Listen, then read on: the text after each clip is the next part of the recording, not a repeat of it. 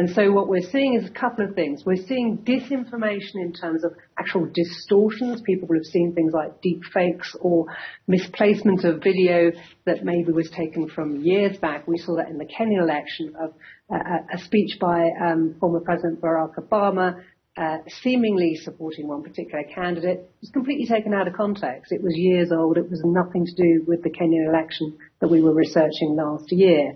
Right through to influence operations. And what that means is people who are massively influential on social media platforms, able to build and to utilize their network and use it in a coordinated, inauthentic way. And what that means is giving you the impression that you're talking to lots of like-minded people with shared views on social media, where in fact it might actually be a bot or some kind of other inauthentic coordinated activity, which gives you the sense that your view is shared by a large number of people. And we've seen that being used in the past to try and inflame tensions on touchstone issues, divisive issues, which come to the fore during elections. And you saw this particularly, I'm just looking at the information in front of me here, on the work that the ISS and other institutions are doing.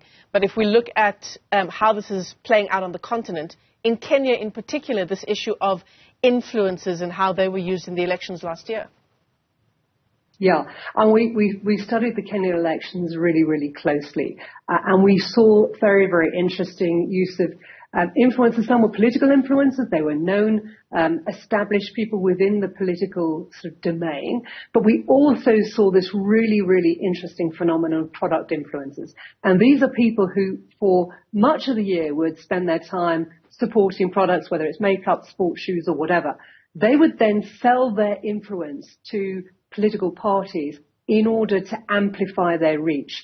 And the kinds of money that was exchanging hands was quite extraordinary, and thousands of US dollars to generate a hashtag. I was just doing the conversion, I think 135,000 rand just to be able to set up a hashtag on behalf of a political party. And these are very, very sophisticated actors that take their established networks, their established influence, and pivot it towards politics. And it may well be that if you're following one of these people, you may not even know that you're being used in this way. And this is why it's become such a big area of study. And what we saw in Kenya is that touchstone issues like mistrust of the state, mistrust of mainstream media, of legacy media, a deep state narratives, the kind of language that we've seen in other settings, including the United States, these were being used to try and whip up tensions. The good news is that there were some good fact-checking organizations in Kenya. We also have them here in South Africa that in some cases were able to amplify and flag up these kind of very crude distortions. The problem with influence and networks is it's happening so fast. And we now have more and more types of AI tools which are able to speed up the way information is sent to us, even though the information may be sent in a coordinated way, and it may not be a genuine person's view. This is not about stifling free speech. This is about how information is transmitted to us, how we receive it, as opposed to what's being said. Well, that's where the difficulty comes in, right, Karen, I imagine, in trying to get a handle on an issue like this, because as you say, it is just so prolific. It's difficult to even keep a handle on what's misinformation, what's disinformation, and even which mainstream media I can trust just as a consumer of media. It's difficult for people to know who to trust. It is difficult. And, you know, I'm a former journalist by background, and I would always advocate that people look to as many different sources as possible for a news story. But the reality is that we're busy people, and we rely on our trusted news sources. I think legacy media, so mainstream media like yourselves, play an absolute vital role in helping to debunk some of the misinformation that is distorted, but also by not inadvertently helping to amplify some influence narratives. So simply by, for example, putting out a hashtag or retweeting something as a media organization, you might be inadvertently amplifying it and giving it the oxygen of publicity we used to call it. But also understanding, and we saw this in Kenya to a limited extent, that if you are a legacy journalist, if you have the responsibility of working in a newsroom and trying to use double sourcing and all the techniques that we get taught in a journalism school, you can't in the evening pivot and become an influencer and use that to make vast amounts of money. Now, I think it's a very different setting in South Africa because we do have a very, very strong history of robust journalism. And we also have, I think, horror. I've tested this among sort of the journalist fraternity about the thought of possibly moonlighting in the evenings and becoming an influencer. But nevertheless, I think the general public also needs to know that there are certain things that they might see as fishy activity on social media platforms. For example, if someone says, follow me and I'll follow you, and it's someone who comes completely out of the blue, I would be slightly suspicious of that, because that sounds like someone's trying to build a network, trying to build something called a follow train in order to then utilize that as a vehicle to push a particular narrative. I think there are some tools that are being developed to try and some AI tools that are being developed to try and weed out artificially amplified narrative. The difficulty is we're all human beings, and the human social engineering part is really, really central to this.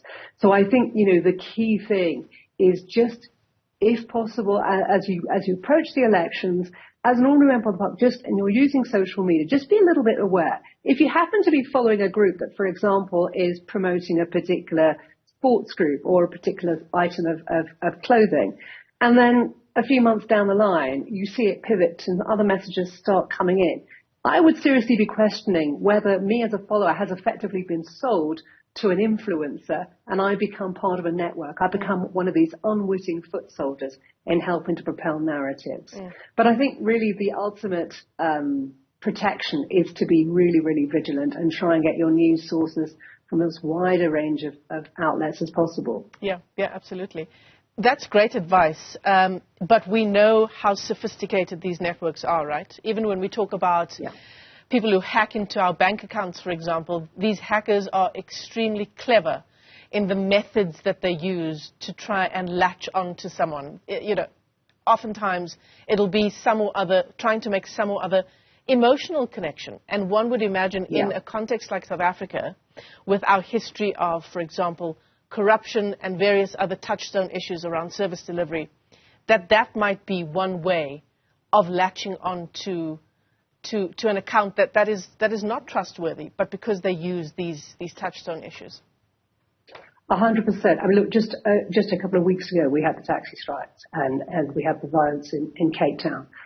For me, as an outsider looking in, if you were wanting to stir up trouble online and you were wanting to use an issue such as that to be able to amplify a particular narrative, there is the perfect opportunity. And I'm not giving any intelligence away by saying that. We do have touchstone issues in South Africa, and I think we need to be really, really aware of how those can be used. I think it's difficult because we've now got we're in an era where speed is king, so the actual volume of material that is being thrown at us is massive, and it's very, very difficult for our more traditional media outlets to be able to keep up with that, whether it's TV, whether it's community radio, whether it's newspapers. But I think we just have to be really vigilant. There are great fact-checking organizations like Code for Africa that's operating Africa Check that's operating in this part of the world that will do its best to try and flag up content. It's music to my ears that the Electoral Commission are really taking this seriously and trying to look at public awareness events. My feeling is that they need to be speaking not simply to other think tanks or civil society organizations, or they play an extraordinarily important role. But we need to be able to be seeing more public information campaigns that are aimed at ordinary people like you and me, or that are aimed at our parents or the younger generation. I mean, I'm trying to hang out with as many teenagers as possible to understand how they use social media, because, for an older generation, for those of us that weren't brought up with that as part of our mainstay access to news, one has to understand how effectively the electorate can be hacked. And as you say, South Africa is very much a target for cyber attacks. This is no different. This is seen as a content-related offense. In Kenya, we saw that it was domestically generated. So a lot of the influence operations were indigenous. They were created by other Kenyans who were very, very technically savvy. There is no reason why we can't see those same techniques either being exported to countries like South Africa for our elections, for those individuals, other proxies being used, or external players also wading in and using the vulnerabilities in our information environment here in South Africa to help stir up tensions for some political end. Yeah. I mean, fact-checking organizations will have their hands full going into the elections, just talking from a South African perspective for 2024. Yeah. And obviously we need AI to come in and take a part of that burden, right? I just want to round off our conversation, Karen.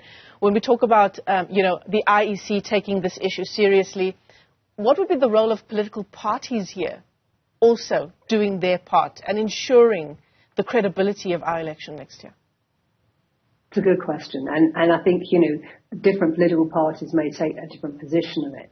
I think, first of all, information and knowledge about what is actually happening, because it's going to be used, some may be using it in their favor, but it may also be used against them. So I think we need a very open, honest public conversation with political parties. I think we need to remind ourselves that South Africa has a strong history of democracy, and that our pillars of democracy, which including the media, need to be supported and need to be trumpeted, and therefore, using inauthentic means to try and win votes. Not saying it's not going to happen, but it needs to be something that needs to be called out very, very strongly. Absolutely. Karen Allen, let me thank you for your time this morning. Thanks for weighing in on an incredibly important discussion as we get on the road to elections 2024.